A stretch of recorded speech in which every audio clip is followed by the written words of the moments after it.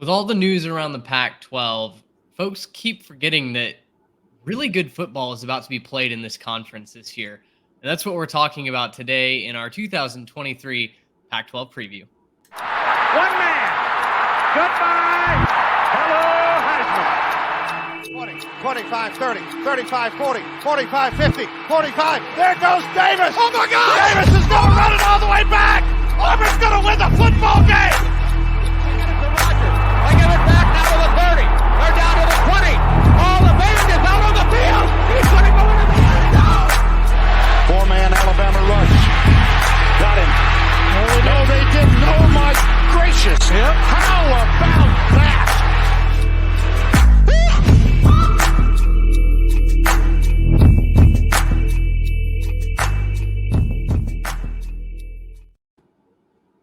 Well, hello, everybody. Welcome back to the Three Technique, a college football podcast at the intersection of the X's and O's and the Jimmies and the Joes.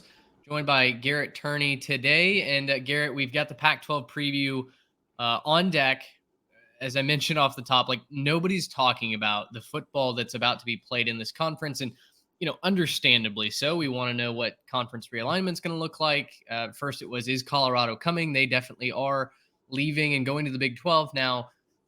The focus is seemingly on the rest of the Four Corners schools right now. But as I was digging into all of these teams in the last couple of weeks preparing for this, I think at the top, you've got your thoroughbreds in USC and Washington and Oregon, but Utah's going for three straight Pac-12 championships. Oregon State's been very good. UCLA looks plucky.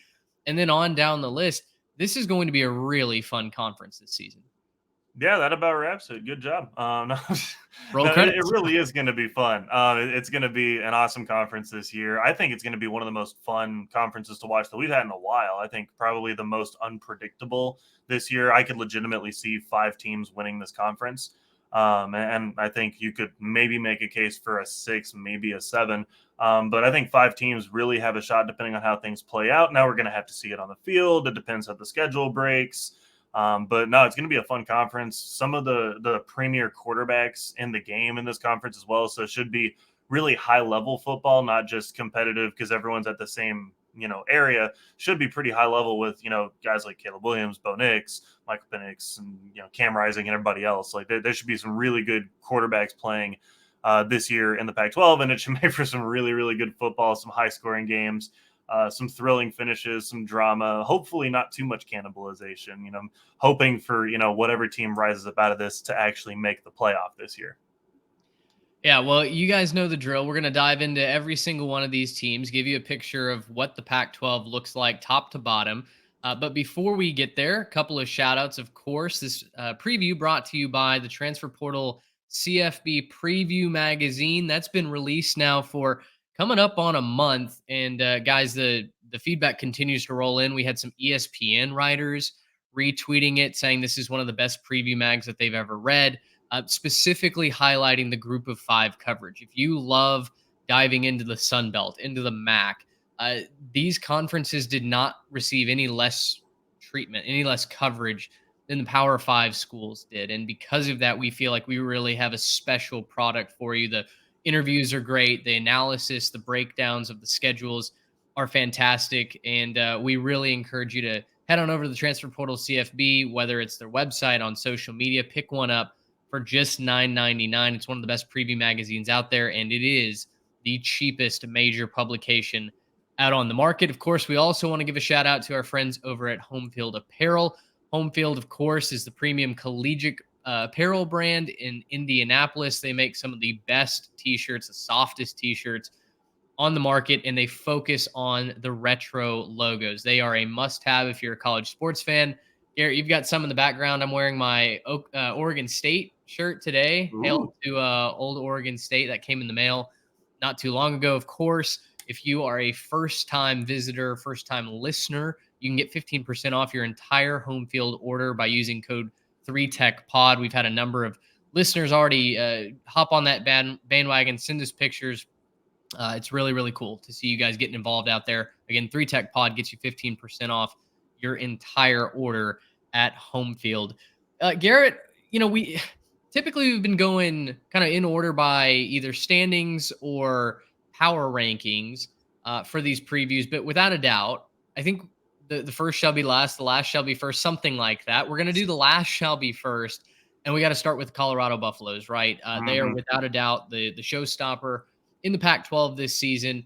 They went 1-11 last year, 1-8 in conference play, and that one win over California was a rock fight. It was a miracle that they won that game, but quite literally everything has changed at Colorado, right? Deion Sanders comes over. He brings with him Sean Lewis, the former head coach at Kent State. Did not get fired, did not get let go by Kent State, but just walked out the door, said, nope, I'm going to go to Boulder. I'm going to be the offensive coordinator for Deion.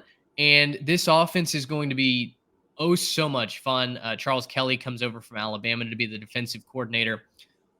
Overall, this team was dreadful last season, and they need to overhaul just about everything in order to be competitive. The good news is they kind of have.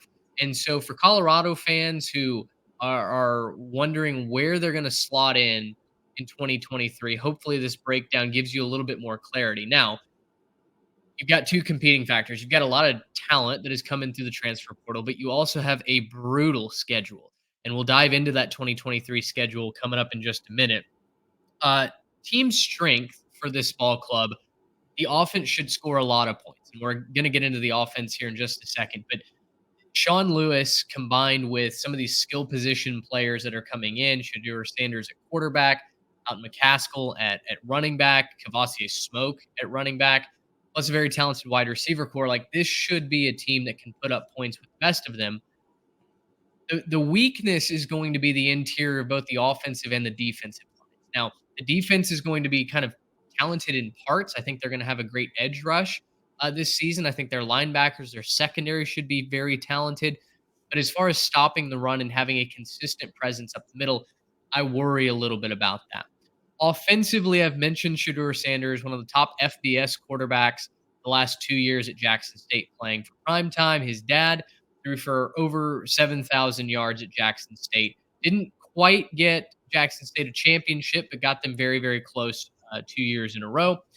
McCaskill comes over from Houston. Kavosiey Smoke, a very talented, lightning-quick running back from Kentucky. And then the wide receiver core is going to be a mix of a lot of guys.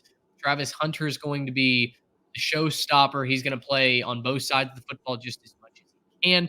And then you have Xavier Weaver and Jimmy Horn from South Florida as well. Jimmy Horn kind of had a lot more fanfare around his recruitment once he went in the portal because he contemplated going to so many big programs.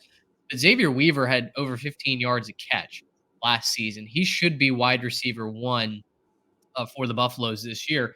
Defensively, I mentioned their struggles last year. They were dead last in the country. They gave up over 44.5 points a game, which is criminal.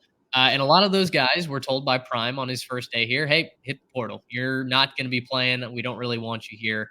And, that rubbed a lot of people the wrong way, but it has gotten a lot of roster spots cleared.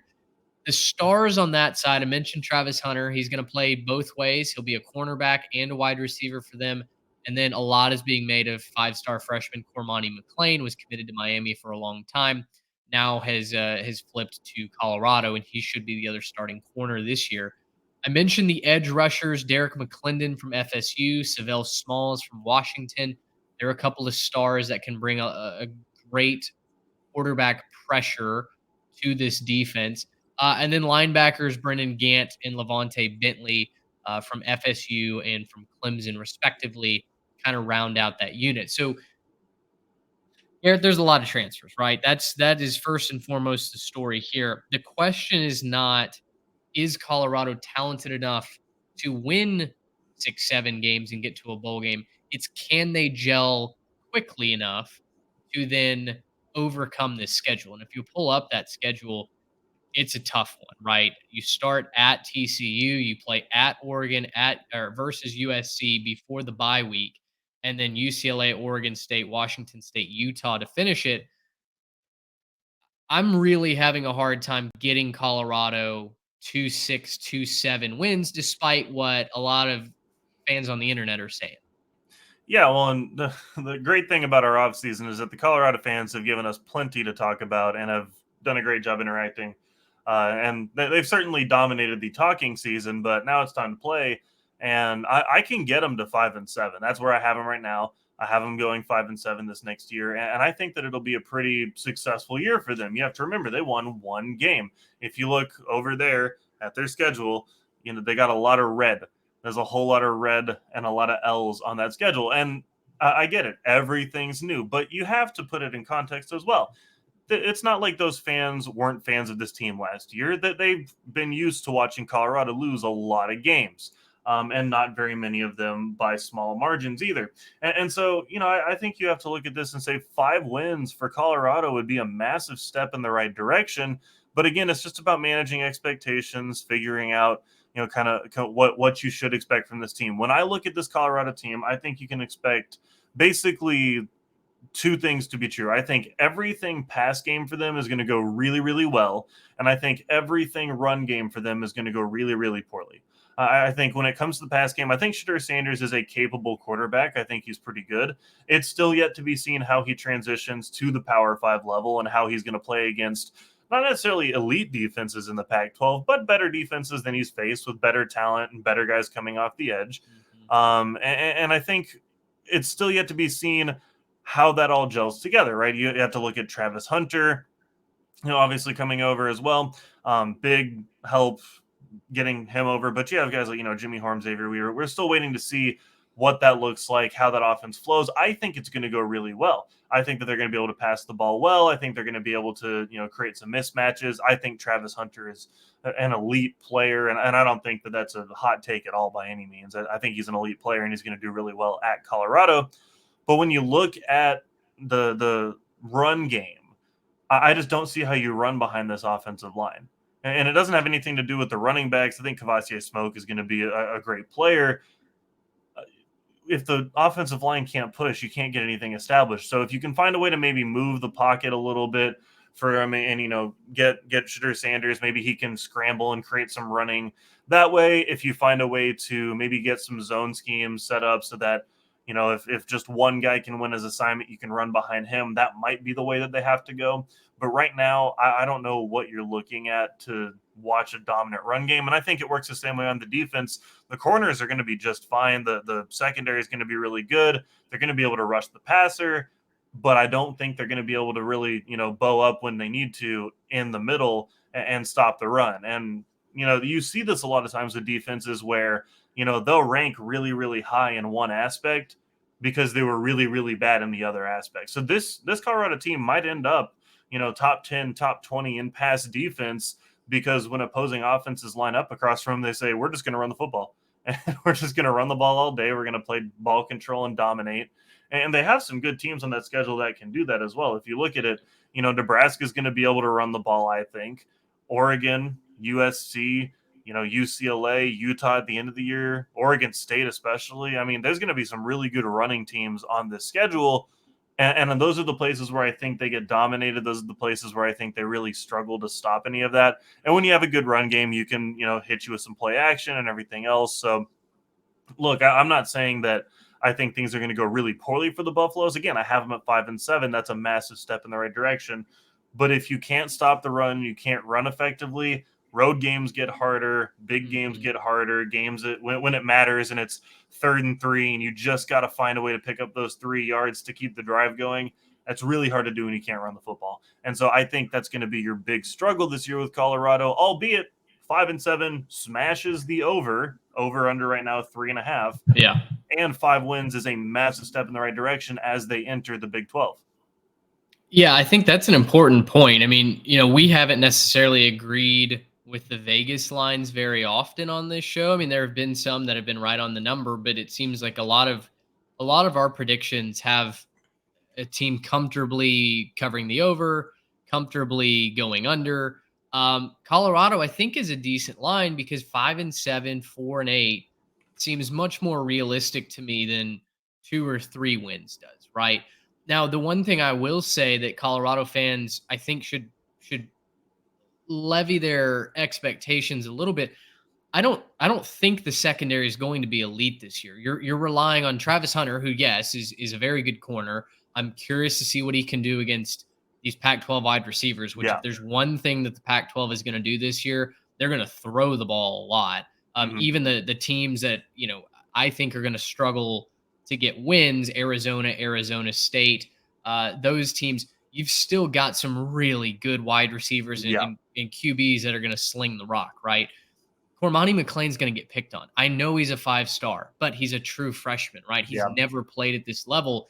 And to expect that there either won't be lumps or that he's going to play above average defense without seeing anything on the field, I believe is a little bit of a mistake. So for that reason, I think they have a very good season. I also have them going at 5-7, and I say very good season relative to what it's been in the past, right? Right. I think 5-7 is a tremendous year one. Folks hear 5-7 from us, and they think we're sliding Colorado. We think they think we don't believe in Prime as a coach, as a developer. I think the jury's still out on both of those counts. But saying 5-7 in year one, when he's brought in something like 50 total transfers from both the Division I and Division II levels, that's not a slight. That is a hearty round of applause. Yeah. I think Colorado is going to be a competitive factor over the next couple of years in the Big 12. But as far as their Pac-12 swan song goes, even being mentioned in the conversation for a bowl game, I think is a tremendous success. Well, and let's be honest about it too. If they go 5-7, Deion's going to dominate the portal next year. He'll end up with the number one class by a long shot. He's going to get almost anyone he wants because they're going to look at that. They're going to say they're switching conferences to. I think a lot of people would say that with Texas and Oklahoma out of the Big 12, it's a lot more wide open. That may not necessarily be true, but that'll be national perception. And I think you're looking at that saying, well, here's their chance. Here's their chance to go in there to a new conference and prove that they can dominate and be the big dog in that conference. And so I think you'd get a lot of pretty top-level transfers, kind of the same what was, TCU did this year with, getting some of those top guys from Bama when they were looking for places to go and kind of dominating in that way. I think you're going to see a pretty massive turnover if they can go 5-7. So take the step in the right direction.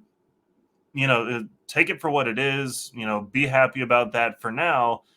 Obviously the goal is not 5-7 when you bring in Deion Sanders and you're hoping that that's, going to keep moving in the right direction. But year one, 5-7 is a great step in the right direction. And I think should be a point of celebration for Colorado fans. If you can get to 6, take your bowl game, right? That's awesome for you. Exactly. Take your winnings on hitting the over and go party it up in a bowl game. Yeah. Garrett, let's move on to the heavy hitter in the Pac-12, USC. Now, I know a lot of people, you included, will say, oh, hang on, let's talk about Utah. But USC, despite losing the Pac-12 championship last year, despite losing the Cotton Bowl, is the championship favorite out of the conference this year, right? Lincoln Riley enters his second season at USC. Josh Henson did a wonderful job as both the offensive line coach and the OC last year. Alex Grinch is there. I think he's taken a lot of credit. I think this is a stolen valor situation where, listen, I don't believe he has anything to offer a program like USC, but he's there and may even be holding the USC defense back. I don't know. We'll see. The track record isn't good, but all that to say, USC went 11-3 last season, 8-2 in conference. They had that heartbreaking loss in the Pac-12 championship game to Utah. Then they follow it up and lose to Tulane in inexplicable fashion in the Cotton Bowl, kind of punching away a multi-score lead with 8 minutes left in that ball game. And despite the flat tire that they kind of had to deal with at the end of the season, Caleb Williams comes back. He's without a doubt another going to be the Heisman favorite this year. He's the easy favorite to go number 1 overall in the NFL draft in 2024 as we sit here in the preseason. And I think that the sky is truly the limit for this USC ball club, right? 11-3 a season ago. I don't see why you couldn't anticipate USC going 11-1, 12-0. So you get a look on the YouTube side at some of their offensive rankings from last year. The offense was incredible, and that is without a doubt the team's strength. The team weakness, though, might be the offensive line. They were a little inconsistent last year. And so I'm curious to see how Josh Henson, who is a very good offensive line coach, curious to see how he kind of rallies the troops there. There's a ton of turnover on that line, potentially 3 new starters coming in from Washington State, from Florida, from Wyoming. And you know this, anytime you have multiple pieces coming on the offensive line, especially, it can be tough to get them to gel immediately. But looking into the offense a little bit further, you see on the screen right now, offense was number 3 in total, in scoring, and in passing offense last season. Caleb Williams threw for 4,500 yards, 42 touchdowns, just 5 interceptions. The wide receivers are really, really good once again. Now, Jordan Addison is a Minnesota Viking, so he's gone, but in comes Dorian Singer from Arizona, the leading receiver a season ago for the Wildcats. He's now a Trojan. You've got Mario Williams. You've got Michael Jackson, Taj Williams, all back. And then, oh, by the way, Garrett, you get Marshawn Lloyd to transfer over from South Carolina to Big lead the pickup. running back room. This offense is incredibly scary, even if they're a half team. And I don't necessarily think they're going to be a half team. We'll get to the defense in a second. But even if they are, can this USC team run the table or go 11-1 and get back to a Pac-12 championship game? I think it's on the table. I don't know that you can say if they're a half team they'll get there, and that's kind of my big contention. I personally have them projected at 11-1 and getting back, but running the table would be something special. If you look at the schedule, I mean, there's a lot of tough games in their schedule. Like you were saying, like there's just a lot of opportunities for people to cannibalize themselves this year in the Pac-12, and you've got Washington and Oregon late. UCLA is never an easy game. Utah towards the end of that schedule, right after a trip to Notre Dame. There's some real opportunities to slip there, and there's a lot of these teams that are really good, so they have to bring their A game every week if they're going to run the table in this conference. This isn't the kind of conference where you can just, kind of get hyped up for 1 or 2 games and make sure that you're good. That's not the way that the Pac-12 is going to be this year. With that being said, I do think that this is a pretty elite team, and I do think that right now I would probably, and I'm not going to say this yet because I haven't done my projections on everything yet, but I'd say probably right now they'd be one of my favorites to make the playoff just based on the way that they're positioned this year. But yeah, man, I mean, this is a tough schedule. I don't think that they can do it all. I think right now the only game I have them losing is that late game at Oregon. Just because you have to go on the road end of the season. Yep. And, you're still talking about Bo Nix up there with the Oregon Ducks. We'll talk about them again in a second. But I think that the big key for them is just going to be continuing to be able to run the football as well as they did, because that's kind of the unsung hero of last season. They're a pretty solid running team, not always, but they were pretty solid on the ground. And in a lot of their big games when they needed it, they were able to come up with the big run play. And some of that was the Caleb Williams scrambling, but a lot of that was just saying, hey, we need the yards. We're going to pick this up now. I think especially in their game against UCLA, there were some big moments where they picked up the yardage on the ground and found a way forward that way. So with the new offensive linemen, again, the turnover at running back, I think Marshawn Lloyd's going to be amazing. Honestly, I think he's going to do really, really well, but the turnover on the offensive line is still going to be tough. Late in the season, that should be figured out, but sometimes we see it happen to where it just never quite clicks, right? And they never quite get to that point that they need to be. Any step back could be a problem for them. But again, this is me trying to nitpick here. Still not 100% sold on the defense. I think the defense for me, and I don't know, jump in if I'm totally wrong on this one, but for me, the defense is really just a cautiously optimistic. Like, I think that they picked up the pieces. I think, okay, Bear Alexander. Okay, yeah. you got a lot of guys. Mason Cobb from Oklahoma State. Best linebacker, I think, from the portal. There were a lot of guys that they added that I think should play better. But we're just gonna kind of have to wait and see how they pick up the scheme. Kind of wait and see how they actually all play together, and wait and see if there's any weak points on that defense that other offenses can keep, kind of attacking and addressing. If they can figure out the defensive side. Yeah, I'll put my hands up. They might run the table. The only question I have on the defensive side of the ball is, what does the secondary actually do? They were very inconsistent. Had a hard time getting off the field sometimes on third downs. 109th in third down conversions allowed at 42.9%. They also weren't elite in the red zone, but their sacks and tackles for losses are going to should take a step forward this year. You mentioned Bear Alexander coming over from Georgia. Jack Sullivan comes over from Purdue. Keon Bars comes over from Arizona. So that defensive line is maybe the best in the Pac-12. Kind of right up there with Washington, I think, for the best defensive line. The linebackers you talked about, Mason Cobb transfers over from Oklahoma State. He was the most sought after linebacker early on in the portal. I think Omar Spates, who leaves Oregon State to go to LSU, was probably right there with him. And then they also have Shane Lee, who returned 78 tackles this season to go for the Trojans. So the front seven, Garrett, to me is really locked. It's the question is, what does that secondary do? I think if that secondary can be decent, to me the absolute floor, the absolute floor is 9-3, and that's if you have injuries. That's if you have a lot go wrong. The schedule is tough. 3 big home games: Utah, Washington, UCLA. They all play them at home. On the road, they take on Notre Dame and Oregon. And I'm with you. I have them going 11-1. The only loss that I have them sustaining during the regular season is to Oregon, that November 11th weekend. That's right after you play Washington. That's right before you play UCLA. It's not a trap game because I don't think USC is going to fall asleep at the wheel playing Oregon on the road.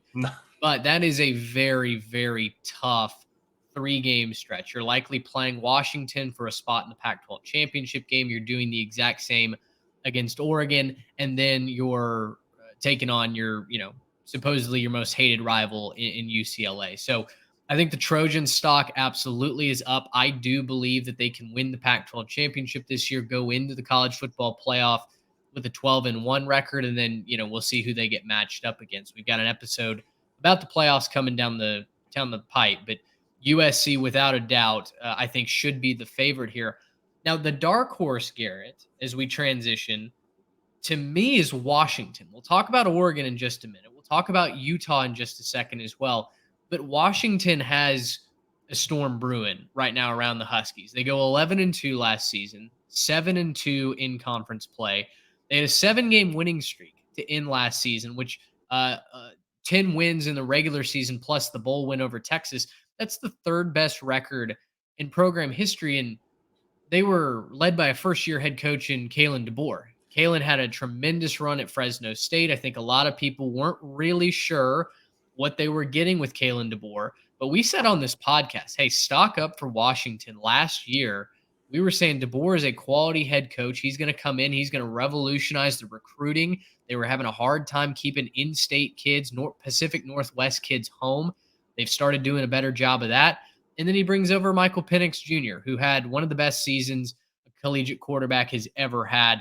The team's strength, without a doubt, is going to be the quarterback to wide receiver connection. We'll talk about those players in just a second.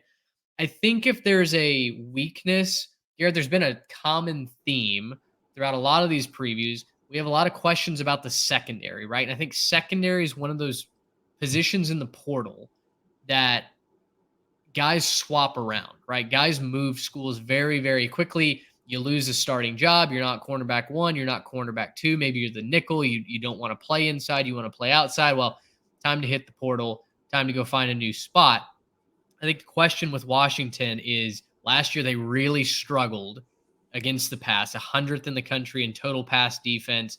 Their pass rating defense, quarterback rating that they gave up was 111th in the country. So they just were not very good in 3rd down situations when they needed to eliminate the quarterback being able to pick up that first down. If they can fix all of that, though, I think they're a dark horse playoff contender. I'm curious what your thoughts are. Yeah, I think they're going to be really, really good. I think that you can definitely make the case for Washington being a dark horse for the playoff. I know that's kind of the sexy pick right now in the meet. I think them and Penn State are probably the 2 that most people are like, ooh, look out, they're about to make it. Maybe Florida State too. But I think when you look at what they had last year, and I want to pull their last year results up as well. 2 things that I want to note that I don't see on their schedule from last year is I don't see Utah and I don't see USC. Yep. And those are going to be my I want to push USC's November. Wait, you're talking last year? Sorry, from last year's results. Yes. Yeah. From last year's results, I don't see the 2 teams that were in that Pac-12 championship game. I'm really curious how last year would have gone if they had played those 2 teams. Maybe they end up beating them. I know that, there were some problems for both of those teams last year, especially with consistency, but there were some close results last year. If you look at some of this, right? Beating Oregon by 3, beating Oregon State by 3, you beat Cal by 1 score, 7 points, 10-point win over Arizona. So I'm not necessarily saying that this is fool's gold, but it's a little bit close on the margins, if you ask me. I think a little bit close on where they were. Now, are they going to be better this year? I do think so. I do think they're going to be better this year. I think one more year of experience, one more year of feeling like and if you look at the schedule, it really sets up nice. They kind of don't have to try for the first 5 games, and they get a bye week right before Oregon. Yeah. And I think that's going to be a big advantage to them, being able to kind of let the offense settle in, figure out their identity, what they want to be as a team. Man, I don't know. USC and Utah back-to-back into the season. I do think they probably lose both of those games. I have them at 10-2 this year, which is a great season. It's a fantastic season for them. I just don't know that they win both of those with Oregon State afterwards. They obviously have Oregon a little bit earlier in the season. I don't look at all those games and say, I can't honestly say that they're going to run the table in those. I can't even really make the case that they only lose one.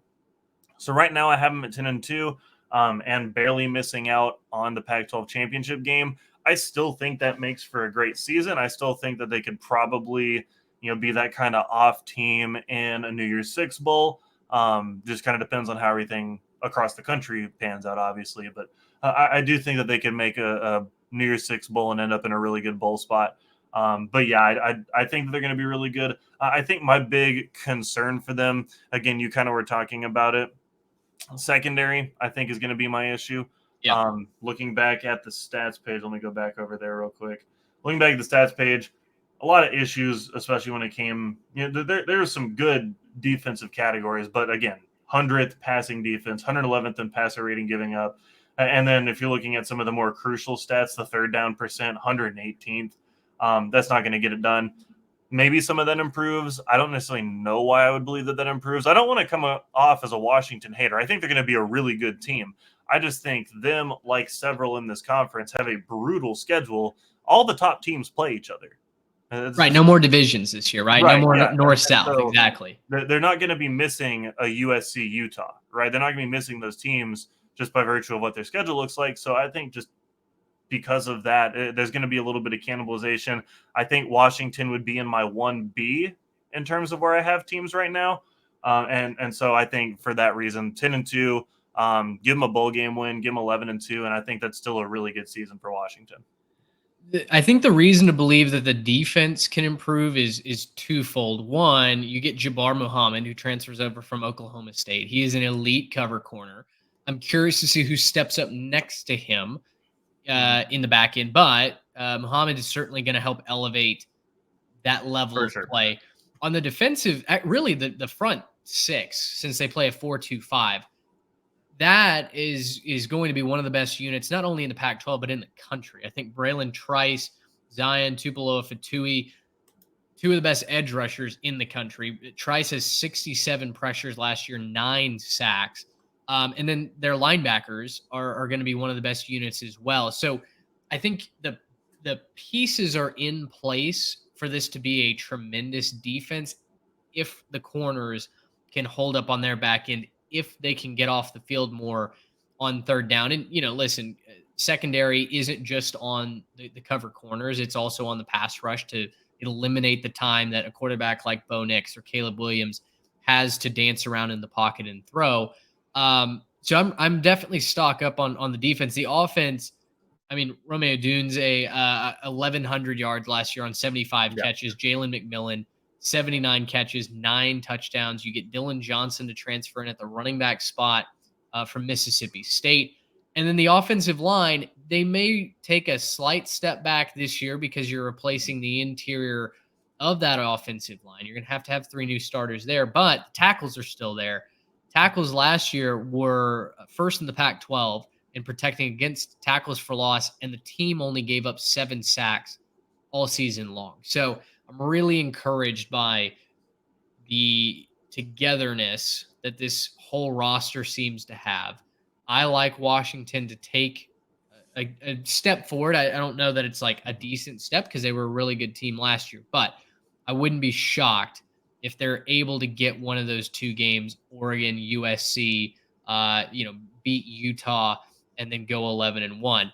Now, that being said, very similar to USC, I think if things go wrong, I think 9-3 is kind of the floor. I Right. don't see them losing more than 3 games. I don't think so. I think if you look at the schedule, it would be USC, Utah, and Oregon that beat them. Oregon State, Wazoo will certainly have something to say about that as well. But Right. Washington should be a very, very solid team. Let's move on over to the Oregon Ducks. Bo Nix had a Heisman level campaign last year, and I don't believe that he's a fluke. That was one question that we've gotten this offseason. Do we believe that Bo Nix can keep it going this year? And I absolutely think that he can. It seems like Dan Lanning has a lot of momentum as well. He got a nice little extension this offseason. And so for the Oregon Ducks, 10-3 a season ago, they obviously get blown out against Georgia in the opener. And that called into question their toughness, Bo Nix's ability to deliver the football accurately, deliver it under pressure. And he answered those questions down the stretch, beating Arizona, beating UCLA. They did lose to Washington, an absolute classic of a game, but then they knock off Utah 20-17. If they don't lose in the Platypus Cup or whatever they're calling it this year, Oregon has a real chance at being in the Pac-12 championship game, right? And contending for the New Year's Six bowl game. Instead, they play a classic against North Carolina in the Holiday Bowl, and they finish 10-3. For me, the passing attack is going to be the drum that beats all year for Oregon. If there's a weakness, it's once again the offensive line. They need the interior to step up and replace a couple of starters. Now, maybe Junior Anilou from Texas helps them do that. But this was the 6th best offense overall last season. First in sacks allowed as well. So they protected Bo Nix. They let him throw the ball down the field to whoever he could find. This year's wide receiver core is going to look like Troy Franklin. Tez Johnson comes in from Troy. Gary Bryant Jr. comes over from USC. And then there's Trayshawn Holden coming over from Alabama. He's a little bit of a wild card, but it's a very, very talented unit. Not to mention they can run the ball. Bucky Irving, Noah Whittington, almost 2,000 yards combined last season. The offense should be as electric as ever. On the defense, it's kind of transfer you for the Ducks. You have Kyrie Jackson, who comes over from Alabama, Nico Reed, who comes over from Colorado at cornerback. At safety, you have Tasheem Johnson from Ole Miss, Evan Williams from Fresno State. Could be, if they play up to the level that they have in seasons past, could be the best safety duo in the Pac-12. At linebacker, you've got Justin Jacobs from Iowa. You've got Connor Soule from Arizona State. And then, oh, by the way, Jordan Birch, a former 5-star, transfers over from South Carolina on the edge. So a lot of moving pieces, a lot of moving parts. Oregon, and we can talk about them in context of their schedule, it's a comfy start over the first 5 weeks, but then the back half of the schedule is really, really tough. With all those transfers, are you worried that Oregon maybe stumbles late in the season? I definitely think there's a possibility that happens. I think the middle of their schedule is more where I'm nervous. I think there's some tougher games right there. I think at Washington, at Utah, those are the two that I have them losing. Again, we talked about it off the top. I do think they can beat USC at home, but I do think, that at Washington, at Utah, those are two really tough games, meat of the schedule. I know that you're coming off a bye week when you're doing Washington. I think Washington, we just said, has the same situation. They do. It's both teams coming off it on the road. Washington got them last year. I'm kind of inclined to think they'll do it again. But I do have the Oregon Ducks going 10-2 this year, barely going over on their win total. And I think a lot of it has to do with the fact that I said it last year. I think this was the first episode that we ever recorded. I think Dan Lanning is a really, really good coach. And I think he's going to have some really good success in his second year, especially when you consider the fact that he's a defensive-minded head coach. And I think that they're going to play a lot better on defense and kind of take some steps in that way. Again, kind of just looking at some of their stats. Let me pull those real quick. Some of their stats from last year, if you look on the defensive side, not always terrible, but some really bad thing, especially in the situational things. The third down percentage, 123rd. The sacks, 123rd. Better in the red zone, 20 seconds. That was better, but a lot of places where they can improve, and that seems, if it's a situational thing, it seems to be more of a scheme thing. And I could be wrong about that. It could just be, bad luck or just bad pieces or whatever. But it seems to me that a little bit more time with scheme should help those stats improve, should help those numbers improve a little bit. I think that Bo Nix is going to have an amazing sort of last year doing this and kind of riding off a little bit with his revived career up in Oregon. But yeah, I think it's a tough schedule. It's almost the same thing I was saying for Washington. When you look at the schedule, I just can't justify that they're going to win all of those tough games. I can't justify saying they're going to win all of them. I think that they win a few of them. I think that they beat USC. I think that they will win that last game of the season against Oregon State. But yeah, I can't say that they're going to beat Washington and Utah on the road. And a tricky Washington State game between the two of them doesn't let them really, put their hands down and take a rest. So I think 10-2 is what you're looking at for the Ducks. But kind of like what we've been saying with a lot of this is a 1B team. So I could see a real path for Oregon catching fire, Bo Nix's experience. Sure. If you look at their losses last year, they lost by, ignore Georgia for a second. That's a different thing. But their losses are by what? A combined 7 points at the end of last season. So in conference, you find 7 more points or 8 more points, and you can go out and be undefeated in your conference. I like the way that looks. And so, yeah, I think that just being a little optimistic for the Ducks for a second, you don't need that much more improvement to take that step. Yeah, it's a Pac-12 thing. This is what the Pac-12 does. Right. It's just the name of the Pac-12 game is nobody can have nice things. Nobody can just be that number one team by a long shot. Yeah. And when you think that you have it all figured out, that's when you lose that random game to Arizona State. And it could be on the table again for Oregon, where they're just cruising and rocking and rolling, and maybe they get by a couple of teams, and then it's just going to be Arizona State at the end of the season. Sleeping right after USC, and they're gonna drop a stupid game on a last-second field goal. Well, and as we get down, gosh, we got Oregon State, UCLA to talk about. Washington State's going to be fun. We've talked about Colorado. I think the Arizona schools are potential landmines waiting to happen. I don't think that much of Cal or Stanford, and that'll be kind of reflected in the standings. Right. But even Arizona and Arizona State, who I have really struggling to get to bowl games, I think it's honestly going to be a product of the schedule, not a product of, hey, this team sucks, they're only a 4-win team.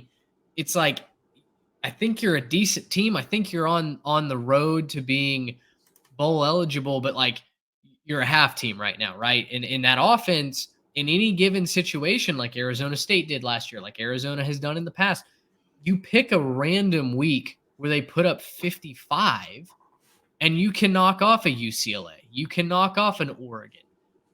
But then the majority of the time, your defense is going to give up 40 to 45, right? Yep. And that's how you're going to end up losing games. So we'll get there. But it is very hard as we continue down this schedule.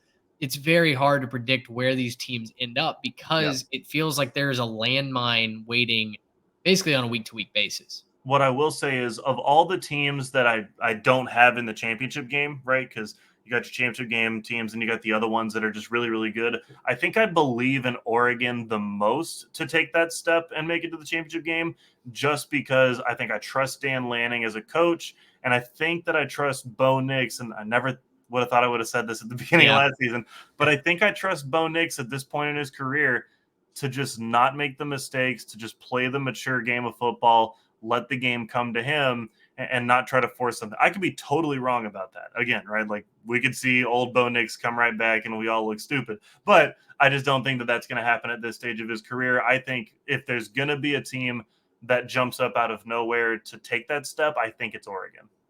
Yeah, I think that's very fair. The Ducks should be a lot of fun to watch this season.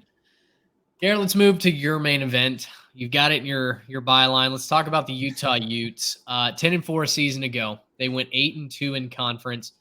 Pac-12 champs for the second season in a row. You look at 10-4 and you wouldn't immediately assume, hey, yeah, they beat USC twice.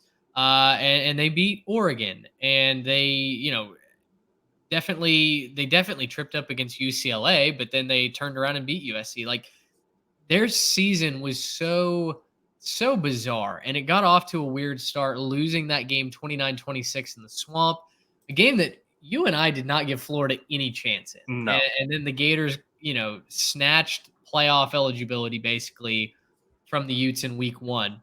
Yeah. Now Utah gets a shot at Florida this year in Salt Lake City. Questions about if Cam Rising is going to be healthy as he continues to rehab from the torn ACL. You talk to folks in the Utah camp, they say, yeah, he should be ready to go. You talk to more of the national scene, and there's more skepticism, right? If you talk to Cam Rising on Twitter, he says he's fine. Exactly. Exactly. So, this is a veteran We'll see. team. This is a veteran coaching staff. Kyle Whittingham's in his 19th season.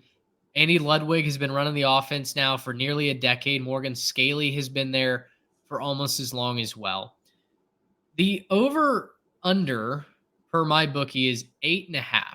And I think that's a great place to kind of start this discussion, because when I look at this roster, Garrett, I think that their defensive line is going to be really good. I think their offense, throwing to Keithy, should be really good. Jaquindon Jackson should get his on the ground. But I've got the team weakness as health here at the beginning of the season. And I wonder, if they're not fully healthy, where in this schedule do they start to get the momentum that carries them to a 10-win season? That's kind of what I'm concerned about heading into this year. I really do like the team, but Florida off the top, UCLA, Oregon State before the bye, at USC, Oregon. You've got Arizona State that's mixed in there, at Washington. And then, oh, by the way, you got to play Colorado to finish the season. There's not really a stretch where I go, okay, this is where Utah makes their run. Yeah, let me strap on my helmet for this one, because we're going to have to do a little bit of exploring to figure out how to do this. But if you're asking about where in the schedule do they get ramped up, I think it's just their first couple games. Look, Florida at the Swamp, that was a disaster.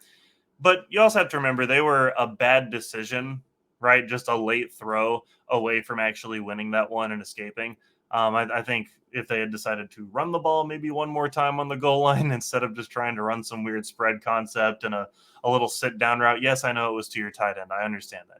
Kincaid's amazing, whatever. But there are 3 guys on him, and it was a weird zone, and you should have never thrown that ball. But that aside, you're playing Florida at home. You go to Baylor. We've talked about Baylor on a previous one. Go find our Baylor preview. They're probably not going to be amazing. I think that they can win that game. Weber State, awesome campus. I've actually stayed on their campus for previous trips. Not a very good football program.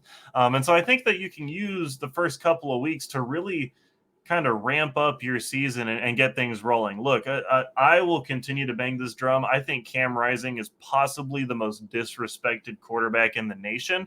I think when you just talk about guys who don't get nearly enough love for what they do, Cam Rising has to be up there. If you're looking at the stats, I want to pull these up real quick. Looking at the stats, yeah, the passing offense didn't look too good, 50th in the nation. Passer rating, though, 29th at 148. And you really look at what they're able to do in the scoring category. They're able to score 38.6 points per game. That ranked 11th last year. It's not going to necessarily be a high-flying, guns blazing type of offense, but to disrespect Cam Rising as a good quarterback, to call him a bus driver as if they don't score points and they're just a rough and tumble team that puts up whatever they need to so their good defense can step up. That's just not how this Utah offense works. This is a good offense. I think that Jaquindon Jackson is going to be the breakout candidate of this season. I think at the end of the year, people will be talking about him as a top running back across the country. And I don't think that it'll be too much debate on that one. Dude's a stud. We've both watched him pretty up close and what he can do just physically. He's an athletic freak. And I think that he's going to be a massive factor on this Utah team this year. You're right about the tight end. Yes, replacing Kincaid is going to be tough, but they're going to be just fine. I think that this is a top-tier team. I have them going 11-1. I have them making it back to the Pac-12 championship, and go ahead and doubt it. But they're one of 2 teams in the last couple of years to be back-to-back conference champions in the Power Five. Not Georgia either, right? Because Bama won a couple years ago. But them in Michigan, currently people just say, oh, no, it's the other sexy pick. It's the, Ohio State or USC, whatever else. These are still the two-time reigning conference champions at the moment. I'm still going to bang that drum for Utah. They're going for the first three-peat, I think, in the Pac-12. Yeah. And I think that's enough motivation to get them up and get them ready to go. I don't necessarily think that they're going to do that. I think right now I'd pick USC in a tight one in the Pac-12 championship game. I do have them losing at USC. I think obviously the magic of last season is going to run out in terms of their regular season matchup with USC. I do think I have them losing to USC tight and barely making it out. But I don't think that there's another team on the schedule who really scares me if I'm Utah, right? You beat most of these teams. You lost to Oregon by 3 last season. UCLA, I think, is going to take a pretty big step back from where they were last season. And I think that you're just going to be a better team. And I know that Trey's probably somewhere saying, oh, yeah, but Kyle Whittingham, he always does this. He's going to lose a stupid game. They're going to lose at Oregon State. They do always lose a stupid game. That is true. But Trey's not on the pod today, so he can't tell me anything. So I believe in Utah. I'm going to keep believing in Utah. Those are my guys. I'm going to get a Utah home field shirt over here for the rack pretty soon. And we're going to keep rocking and rolling with them. So I'm going to go for the three-peat. Maybe not, but I will take them to the Pac-12 championship game. 11-1 for the Utes. And yes, I'm definitely a Utah homer right down here. You can go ahead and read that and feel free to complain in the comments. I'm going to keep rocking with the Utes. The thing that I'm really concerned about for Utah is they're replacing Clark Phillips III at the cornerback position right now. An elite corner. Yes, and who's already turning heads in Atlanta Falcons camp. Miles Battle transfers in from Ole Miss. He brings 45 starts in the SEC to Salt Lake City. So they get, a veteran replacement and a very good one. They don't have cornerback 2 or the nickel spot locked down as of yet. Clayton Isbell hit the portal like a day before spring ball. So they don't have a starting free safety right now. But they do have Cole Bishop at the strong side safety spot. The defensive line is going to be very good. So again, common theme, question marks around the secondary. And in a conference where every team is going to throw the ball, it's like playing Russian roulette, picking some of these games, right? Versus UCLA at Oregon State on a Friday night up in Corvallis. That's going to be tough. weird. That's tough. Right before the bye week. And then you talked about it. USC at USC versus Oregon. You get Arizona State and then Washington, Arizona, and Colorado to finish it out. I certainly don't think that Utah goes 11-1, but to say that I think they can get to the Pac-12 championship game again because of the random weird losses that you could have these teams run up against, right? So the Utes are going to be very, very strong this year. And, Pac-12 is not top heavy, but they've got some legit championship contenders at the top. Right. My big point for Utah is until they stop being who they are, they should be at the top for a while, right? That who they are is just a slightly different type of offense, right? It's an offense that these teams don't prepare for on a week-to-week basis, right? Like if you're USC and you're going up to Oregon, you're going up to Washington, it's a similar style of offense, right? You're going to spread it out. You're going to throw it around. You're going to have to hit guys at the berry. You're going to have to try to guard the edges and look out for the stuff over the top. And to line up against Utah and to see them come out and put a guy under center and, hit a play action to the tight end and everything. Like, it's a different style of offense that people aren't used to seeing. Until they stop doing that, I think they're going to keep stealing games every now and then and making this thing really fun. So in the same way that when I was looking at USC, I said, I can't justify them winning all of those games. I'm also going to look at Utah and say, they're not going to win all those games, but I can't justify them losing all those games either. So I'm going to keep rolling with the Utes. It's just a different type of team. And one of these days it'll bite me, but it's not going to be this year. Fair enough. Garrett will continue to beat the Utah drum all season long. A team that I may beat the drum for is Oregon State, and we'll get to There we them go. next. The Beavers went 10-3 last year. It was the first time since 2006 that they'd won double-digit games. They were 6-3 in conference. Listen, Jonathan Smith has done a great job up there. Former player who came back to Corvallis. He got their first 4-star recruit since 2018, which was a big deal. And he and Brian Lindgren have got this offense moving in the right direction. Now they have a new quarterback in DJ Uiagalelei. A lot of questions around him. We'll talk about that in a minute. Trent Bray helped take the defense from dead last in 2018 to first in total defense in the Pac-12 last season. Defense was a big reason why Oregon State kept it close against USC. Now they got blown out by Utah. I'll give you that. But then impressive wins over Oregon, impressive win over Florida in the bowl game where, Florida was just an absolute dumpster fire and Oregon came in and gave them the people's elbow, right? The team strength for this team, earlier we talked about a team that's going to run, or teams in the Pac-12 that are going to run the ball really well. Oregon State is going to be one of those teams. Yes. Damian Martinez, the Pac-12 Freshman of the Year from last season. He had 6 straight games of over 100 yards on the ground, and he averaged 6.1 a tote. It's pretty good, according to the numbers. And then you also have, a decent offensive line. They returned 4 or 5 starters. So DJU, he's not a quarterback that's going to spread it out on a play-in, play-out basis. They're going to need balance. They're going to need the tight ends that they have in Jermaine Terry II from Cal, Jake Overman. They're going to need them to be productive this year and set up a running game, which I think should be the staple of this Oregon State attack. Yeah, it's going to be a good running team. I think really my only cause for pause here is going to be DJU, right? It's the fact that, man, he just has had so much up and down at Clemson. I don't necessarily know that the defense is going to be easier to play against in the Pac-12. And that would be kind of what you're hoping for is, I'm going out to the Pac-12, maybe defense is a little lighter, maybe the competition is a little lower, so I'll pass better.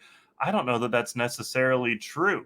I don't know that you can count on that if you're, really trying to beat the Oregon State drum. But I will say I think they're going to be a pretty good team. I think that they're going to push a lot of teams. I think that they're kind of the next step down in terms of teams. I don't think that they're on the same level as Oregon, as Washington, as Utah and USC. I don't think that they're up there in that first tier, either 1A or 1B, but I think they're solidly in the second tier of these teams, and I'd put them at the top of that tier by a pretty good margin. I think really my big concern is going to be, obviously they run the football really well. Can they keep the balance with DJU?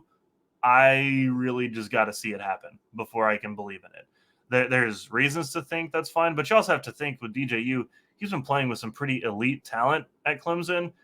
They don't necessarily have the same guys. They have some good receivers. I'm not going to try to say they don't have anybody up there, that it's a barren wasteland in the receiver room, but it's not going to be the same level as Clemson has been recruiting. And I don't know, man. I think this is kind of where the breaking point is here, is just what can DJU do? If you're asking me, can he be good enough to just let the defense, keep it honest so they can run the football effectively? I could say, yeah, he could probably do that. If you're asking me for a true balanced offense, I don't know that he can give you that. He's better than what they've had, but I just don't know that he's going to be enough to overcome some really good quarterback play in the Pac-12 this year. If you look at their schedule, I think right now I have them losing to Utah, and then I have them losing the last 2 to Washington and Oregon. But I do have them going 9-3. And yeah, that's a workable that's a great schedule. season.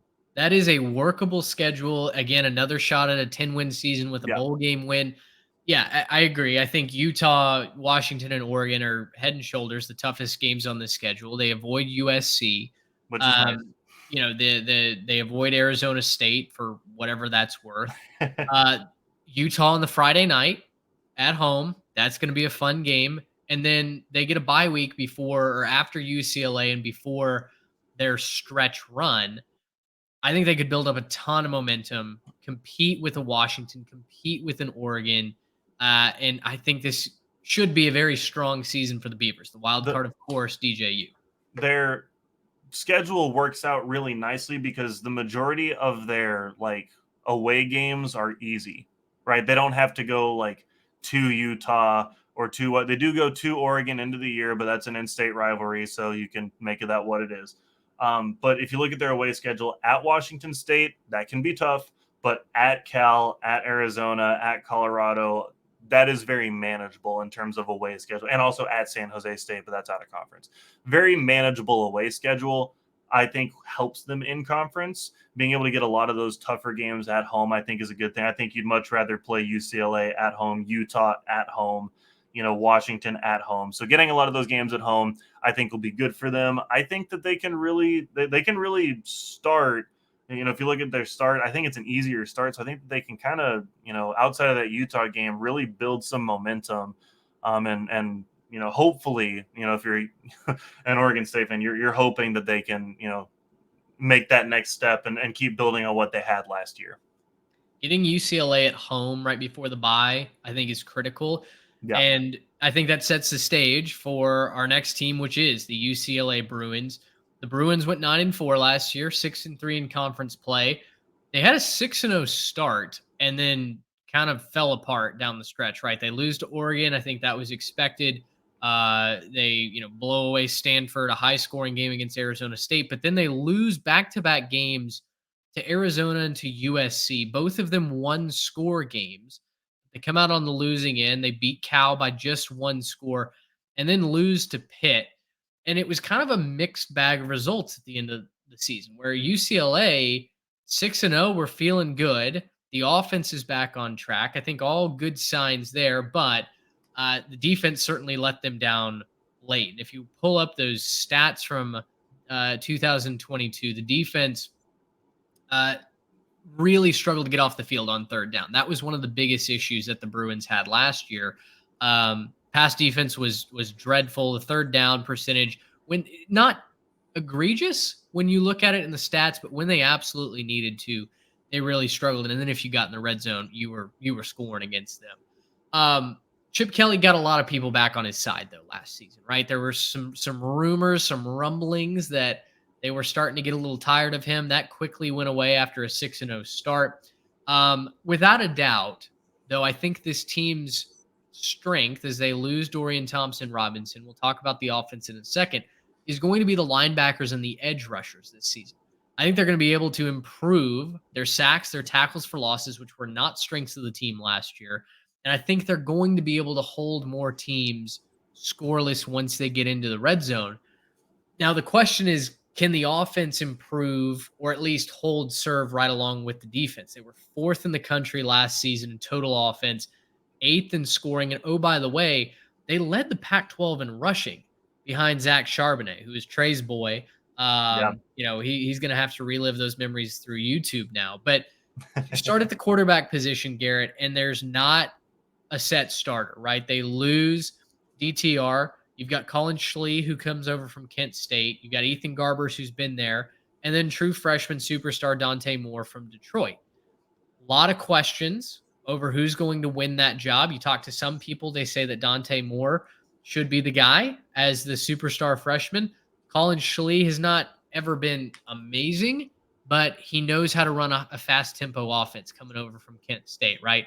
Carson Steele, I think, is going to steal the show. No pun intended.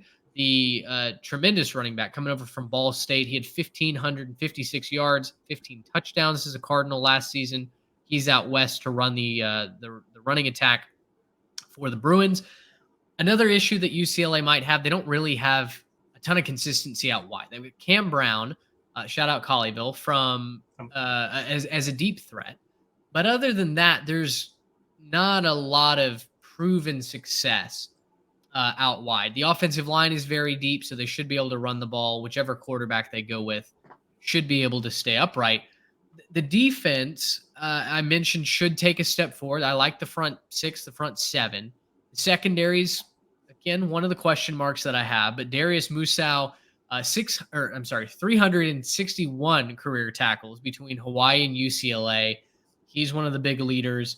And then they get Latu coming back from injury.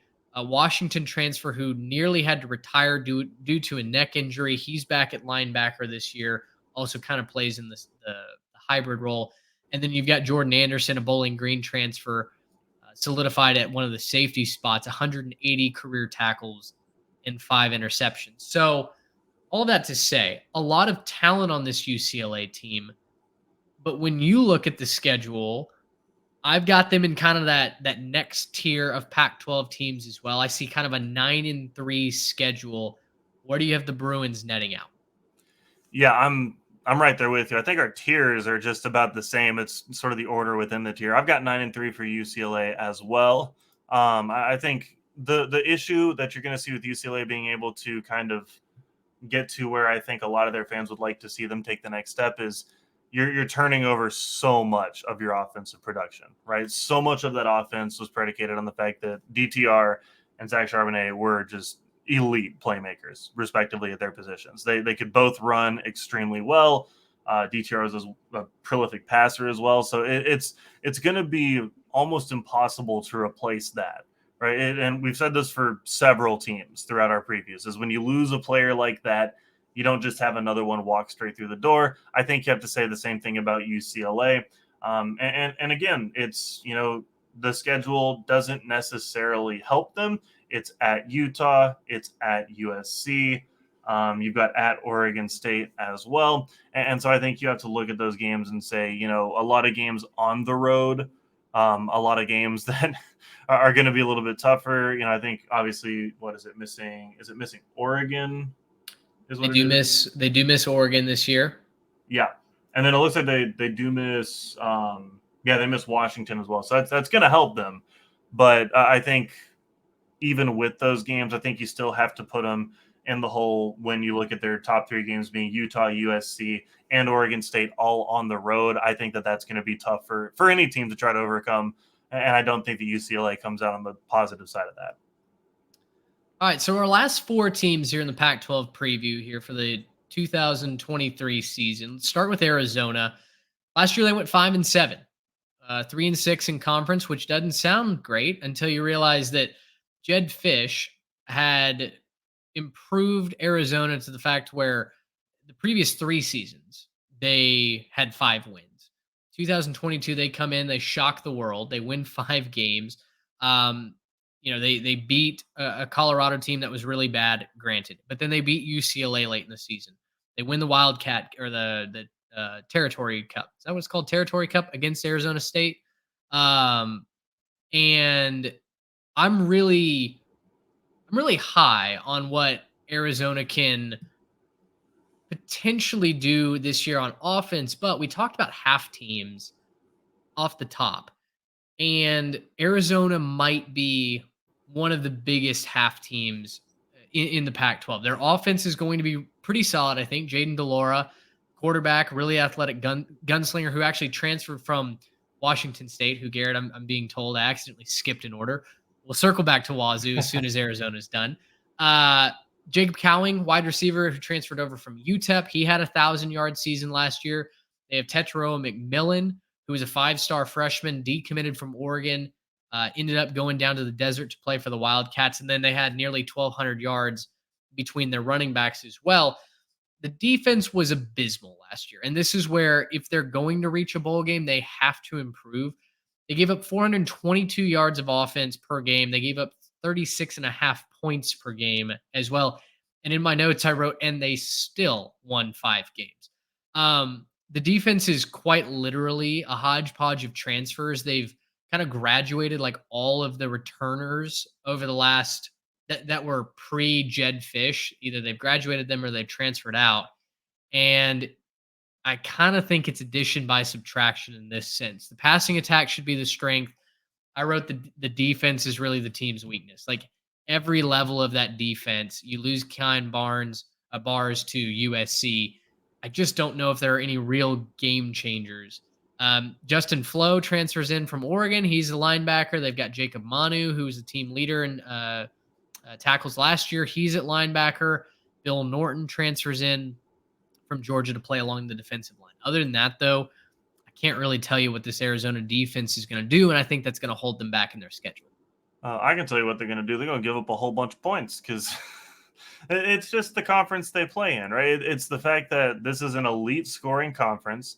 They do a really good job at overall everyone passes the ball well. Overall, everyone is pretty elite on offense. And so, yeah, if you don't have a whole lot on that back end and if you can't do a lot to defend things, you're going to have issues. And looking at the schedule, I think this also kind of bears out. I currently have them at 3-9. It's a little brutal for the Wildcats this year, but I mean, look at their out of conference real quick. Northern Arizona should be a win. Mississippi State should be a loss on the road. You don't just walk into Starkville and win. UTEP, I think, should be a win for Arizona. Stanford, you should probably still win that game, and then it falls off a cliff, and you probably have a long string of losses. Yeah. And it's just tough, and a lot of those games on the road. I don't know how much you can really, soothe yourself with your home games when those home games are Utah and Oregon State and some of these teams who I think that we're going to expect to be a lot better. Look, the passing attack is great. I think that at some point it has to come back to the mean. Like you were saying, they've still won 5 games despite the poor defensive numbers. And when you really look at the defensive numbers, I mean, we can pull these up real quick. These defensive numbers are just atrocious. And I think that at some point something has to come back. And I think if you're asking me, is it more likely that the offense pulls them ahead again, or is it more likely that the defense is going to hold them back again? I think it's more likely the defense holds them back again. When you bring in that many new pieces, no matter who you are, you're going to have issues implementing scheme. You're going to have issues with people trusting each other. It's a lot easier to plug and play on offense than it is on defense because you have to have guys knowing their assignments, knowing what they need to do on, each particular play or each particular, rep. If an offense does this, then what am I doing? What's my job? And if you get one breakdown, that's where the play falls apart, right? And so, if they have those pieces in place, great. Put me in the doubt column. And it's going to be 3-9 for me for Arizona. And again, it's something has to give. If there's going to be that many teams on the top end winning a lot of games, somebody has to be losing all these games. And I think Arizona's in that category of has to lose a lot of these games. All right, let's circle back to Washington State. I apologize, Wazoo fans. That was an accident, and we will give you your due time. You went 7-6 last year, 4-5 in conference play. It was a brutal schedule that the Cougars had to fight through. They caught Utah and USC last season out of the South, the last season of divisions. But this year, I think it's potentially a little bit more workable. You don't catch USC, you don't catch Utah this year. You're going to have to make some hay down the back straightaway of this schedule. I think Washington State is going to be fighting for a bowl game. I don't know how much above the 6-6 mark they can get this season, but I do really applaud the job that Jake Dickert has been doing since taking over after the Rolovich drama. That was fun for nobody. And I can't imagine Wazoo having to sit there and try and build a football program while that was all going on. Now, Wazoo should be a lot of fun this year for one main reason, and then we'll get to all the subpoints. The offense is going to be must-see TV. Your new offensive coordinator is Ben Arbuckle, 27 years old, the hottest coordinator in the country. And much like Zach Kitley went from Western Kentucky to Texas Tech the year before, Arbuckle goes from the Hilltoppers to the Cougars up on the Palouse this season. Again, just 27 years old, but he's one of the brightest minds, so they say, in the industry. The offense should be a lot of fun. Jeff Schmedding comes over from Auburn. I've got my doubts about him, my qualms about him. Auburn's defense didn't do squat under Schmedding, and a team that needs to get to the quarterback, to create pressure, to get off the field on third down, to create turnovers. Schmedding's team did none of that. And so I'm a little bit concerned by this hiring, but the offense should be a lot of fun. Team strengths, I've got the offense and edge rushers. We'll get to the edge rushers in just a minute. Cam Ward obviously returns as their quarterback. He threw for 3,200 yards, 23 touchdowns last year. It was a good offense, not a great one. And that's what they're hoping will kind of kick up into overdrive with Arbuckle.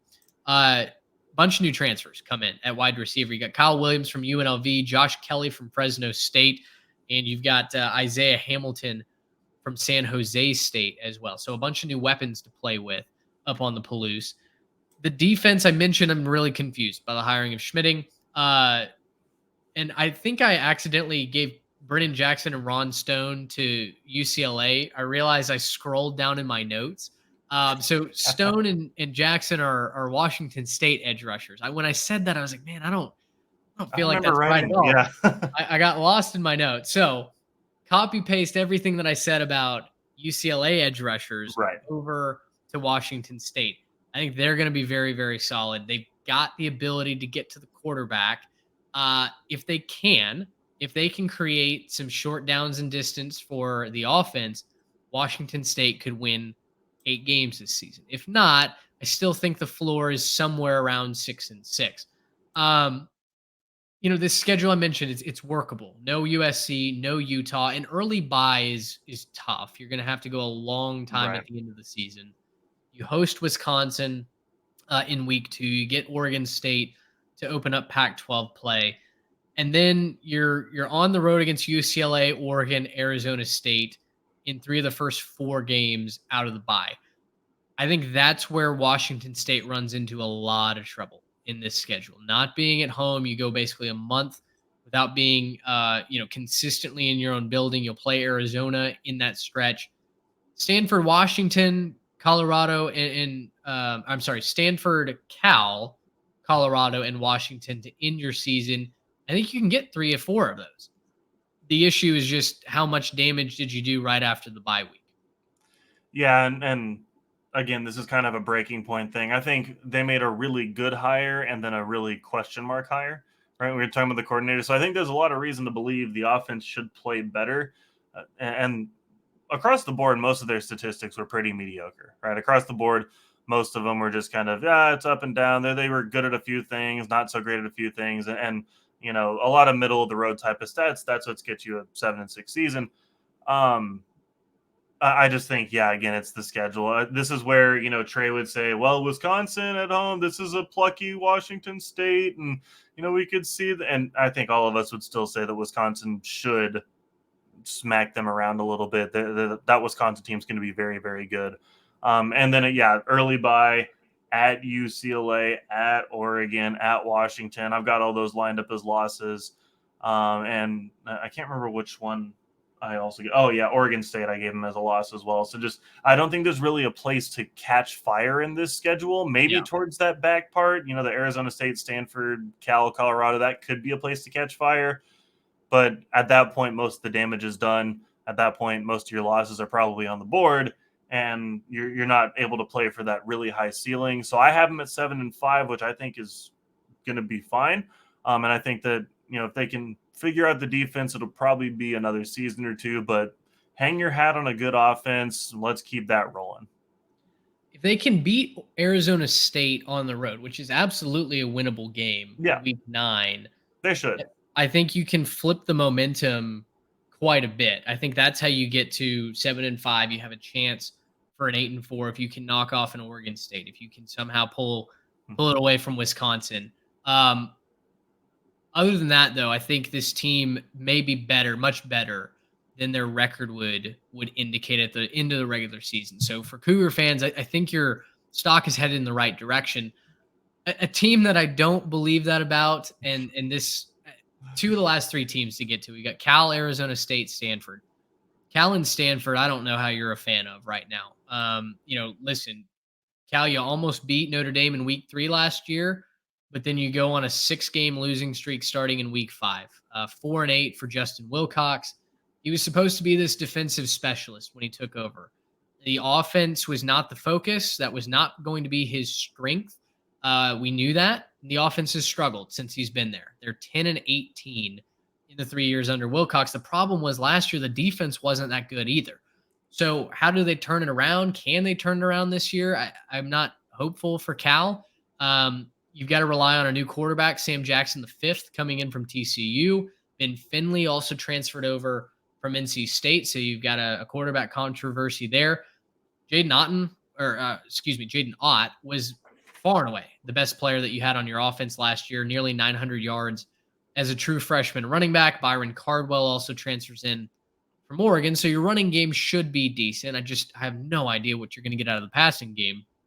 The defense last year was the first year in 5 seasons that they hadn't held opponents to less than 24 points a game. Last year, they were just over that mark, and it really hurt them on the schedule. 4-8 campaign. Again, it was just kind of a depressing season for Cal. And oh, by the way, it doesn't get any better this year. Cal may have the toughest schedule in the Pac-12 this year. They catch Washington, Oregon State, Utah, USC, Oregon, Washington State, and UCLA. Oh, by the way, they have 2 non-conference games against UNT and Auburn. This is a brutal schedule, Garrett. I just cannot pick out any sort of consistency. I think this team's going to go 3-9. And, listen, Jake Spavital coming over. I know he's coached some big-time quarterbacks in the past, but there's a reason why he lost his job at Texas State. I just think the Magic's maybe run out on Spav. When was the Magic there? Well, he had some good years as an offensive coordinator. Okay.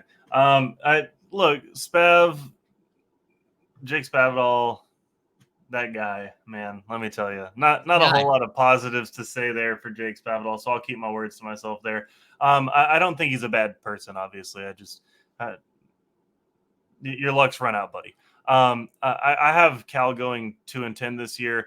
I do have them losing to North Texas on the road.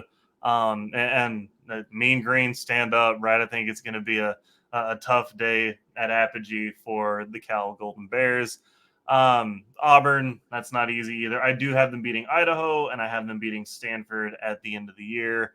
But yeah, not a whole lot of good on the schedule. I wonder, like, where do you look at this team and really find like a real strength?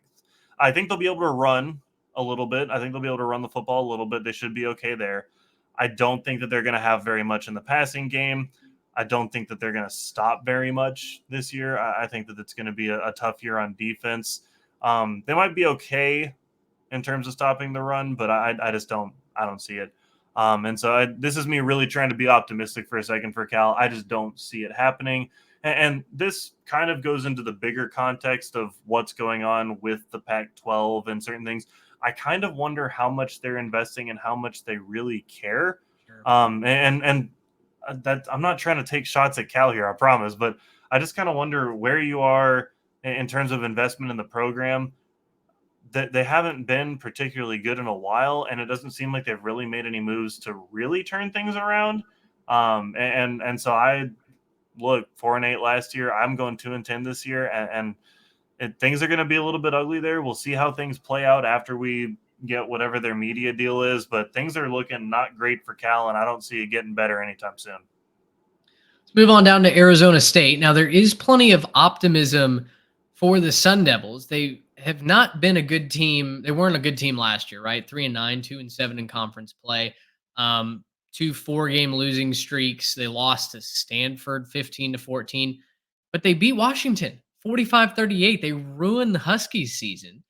Now they do have Kenny Dillingham coming down from Oregon. He's an Arizona State alum. He loves this program. He's ready to take this program over. He brings in Bo Baldwin as the offensive coordinator, Brian Ward as the defensive coordinator. There are some question marks about the hiring of Baldwin because while he had a lot of success at Eastern Washington in the early 2010s, most recently, his offense at Cal was terrible. And so for him to bring Baldwin in, this high-powered offensive mind, and not maybe set them up for the best possible success, I'm concerned about that. They don't have a starter nailed down right now. You've got Drew Pine, Trenton Beret, I think is how you say his last name. I'll be honest, I've forgotten how to say his last name. And freshman Jaden Rashada, who will form the 3 quarterbacks competing for this starting job. Cameron Scatabo comes over from Sacramento State. He was 8th in the FCS in rushing last year. And then the wide receivers, they actually have some fun names. They've got Elijah Badger, who is the top target a season ago. 866 yards, 7 touchdowns. They've got Xavier Guillory coming over from Idaho State. He was an all-conference performer there. And then Jalen Connors, tight end, had 32 catches and 5 touchdowns last season. So some good weapons for whoever this quarterback might be. The question is just, do you go with Drew Pine, the transfer from Notre Dame? Do you go with the incumbent, or do you give Jaden Rashada a pick? The defense, I'm concerned about. They gave up over 31 points a game last year. They have a couple of edge rushers that transfer in from the Big 12, and Clayton Smith from OU, Prince Dorba from Texas. The defensive backs could be decent. You've got Roe Torrance, who's on breakout watch. Jordan Clark is your multi-year starter at nickelback. And then you have Xavier Alford, who was a kid I covered in high school from Shadow Creek down in the Houston area. He went to USC as a safety, but now is transferred down. So all that to say, skill position players should be a whole lot of fun, offense and defense. It's a very thin offensive line group. And for that reason, I'm very dubious that Arizona State, putting all these transfers together, putting in a new offense, a new offensive system. They're going from a very conservative pro style to more of the up-tempo, spread it out. This year isn't going to be Arizona State's year. I think the floor is somewhere around 3-9. I think the ceiling is a bowl game. I'm going to predict them to just miss a bowl game, but they're progressing towards something better. I do think Dillingham's going to turn that program around. Yeah, I'm right there with you. I think Dillingham's a great coach. I think he's going to do good things there. I can't say it this year because based on where last year left them, that roster just was torched and there wasn't a whole lot going on. He's done a great job bringing the guys in that he was getting. To get Drew Pine, I think is actually a really solid move. I know that he wasn't going to start at Notre Dame this year. I get that. But to be able to go get him when he probably had a few other offers that maybe would have been better names in terms of just national perception, I think being able to go get him is a really solid pickup. Of course, they gave Jaden Rashada all of their money. And so you might have to play him just out of some kind of financial obligation or just to get a return on your investment. I don't know if they understand the sunk cost fallacy at Arizona State, but it's with so many good teams in the Pac-12, somewhere there has to be a breaking point. I think Arizona State loses some of those games, but among the low-tier teams, I actually think Arizona State's a pretty solid team. I have them going 4-8. I do think that they'll beat. Gosh, who did I pick them to beat? I picked them to beat Arizona at the end of the year. I have them beating Cal, and then I don't think they get Stanford, so I would have picked them over Stanford if they would have gotten them. But they don't have necessarily the easiest schedule in the whole wide world either. I think I will pick them to beat Fresno State and Southern Utah, get their 4 wins. And I think that this is a different situation than Cal, right? Where with Cal, I was saying they're heading in the wrong direction. No reason to be excited. I think that's different here. I think there's lots of reasons to be excited if you're Arizona State. I just think you have to, again, be a little bit patient, temper those expectations, and make sure that you get where you're trying to go. It's a great line set at 4.5. I think that 5-win, 4-win mark is exactly where Arizona State ends up this year. The back half is tough. Washington, Wazoo, Utah, UCLA, Oregon, Arizona. That's a tough finish to the season. So again, Sun Devil fans, I think you should be encouraged. I think you're going in the right direction. This year could be a learning moment. Let's round it out with Stanford. Listen, Stanford football has been really painful to watch the last couple of years. David Shaw finally stepped away. The team only returns 5 starters this year for Troy Taylor's group. And I'm really, really just thinking Stanford's in for another painful year. It's truly anyone's guess who could win the quarterback battle. They've got 4 guys battling for it right now. You read around, and it looks like Ari Patu, the 6'4" mobile quarterback, he's a junior, is the favorite to win that. They do have EJ Smith, Emmitt Smith's son, at running back. But last year, he had 6.9 yards per carry, which is good. He only had 30 carries, though. He was always banged up, couldn't stay on the field. Ben Yorsick, 49 catches, 445 yards last season. Troy Taylor's offense likely is going to run through the tight end, so Yorsick could have a much bigger season. You could honestly say that you could get close to doubling those stats for Ben next year. The defense, they bring in Bobby April III as the defensive coordinator. His whole motto is to reinstitute the party in the backfield. He wants heavy blitzes. He wants tackles for loss. He wants multiple sacks every game. I don't know that they're going to get there this season, but David Bailey is kind of the leader on the defensive line, 7.5 tackles for loss and a sack and a half last year as a freshman. And then they bring in Gathan Bernadelle from Florida International. He's going to lead the linebacking core, is without a doubt their most talented linebacker.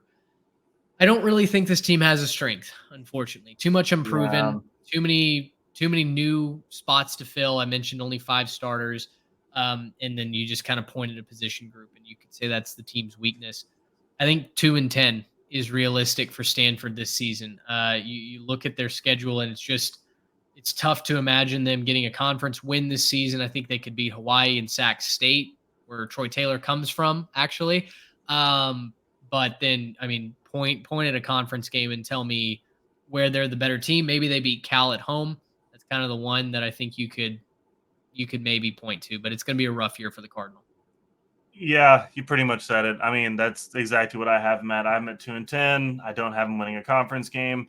It's tough, right? It's tough when you lose a coach that's been there for a long time, but obviously Shaw just wasn't working out, and it's rebuilding, right? You're in a rebuilding state. The line is 3.5. I think you can pretty safely go under that one. And yeah, I just picked Cal to go and beat them. So obviously I think 2-10 for Stanford. You're right. There's not a whole lot of strengths in this team. There's not a whole lot of places where you look at this team and say, yeah, they're going to be great at that. I think if you're going to hang your hat on anything, you have to hope that EJ Smith is going to be healthy and that he can just kind of be the guy, right? If he can be the guy, you could find 3, maybe 4 wins if he's just going to come out of nowhere and kind of be, the absolute stud that, we're all kind of expecting him to be. But if he can't stay healthy and if you can't really put him through that much work, it's hard to see what they do on offense that really gets them more than 2 wins on the season. Well, there you go. That's our Pac-12 preview. Doesn't end on a high note. Yeah, for a conference we're excited about, we're gonna sure end on a sour note there with Stanford. Listen, I can't control that. If Stanford wants to play some better football this year, they are free to do so. Be my guest, yeah. But I think overall, this conference is very intriguing. A number of teams could end up in the Pac-12 championship game. I think we're going to be watching Oregon State all season long. We're going to be watching UCLA, Washington State. What do the Arizona schools do? I mean, there's so many storylines outside of just USC, Oregon, and then Washington as a dark horse. The final year of the Pac-12, and I know we haven't really talked about that this year. This episode was not meant to be, a rehash of all the headlines that you've seen. It's meant to focus on the football on the field. I think this is going to be a very good season in the Pac-12. The final season of the Pac-12 as we currently know it. What they turn into in the future, if they survive, who knows? But I think this year should be a whole lot of fun, and it'll give you a reason to stay up past midnight on the East Coast. Well, and let's be clear about kind of the big picture for the Pac-12. Obviously, you've already lost Colorado. Really hoping you don't lose too much more if you're the Pac-12. If you're looking at it from a big picture, this is the year where you need the fireworks, right? You need to show people that you've got a great product, that you can put a great product on the field consistently, and it can't only come from the teams leaving, right? If it's just USC being the greatest show to watch, then nobody's going to want to sign up. And I know that they have the media deal and it's coming soon and all the other stuff, but assuming that that's not actually true because it doesn't seem like it is, let's just go with the assumption that they need to show that Washington and Oregon and Utah and Oregon State can carry this conference and be exciting enough to watch, that they can continue to be contenders and carry this conference forward. So this year is very crucial for the conference's success in terms of needing to show that, they're going to be fun to watch and that it's still going to be a good product. Well, write in. Let us know what you think. Who's going to win the Pac-12? Who are your storylines to watch? Are you high on Colorado or are you down on Colorado? So much to unpack from this episode. As a reminder, head on over, get your Transfer Portal CFB preview magazine for just $9.99 and use code 3TechPod at Homefield to get 15% off your entire order. For Garrett Turney, I'm Mitch Mason. Thanks so much for joining us. Until next time, so long, everybody. Gracious him. How about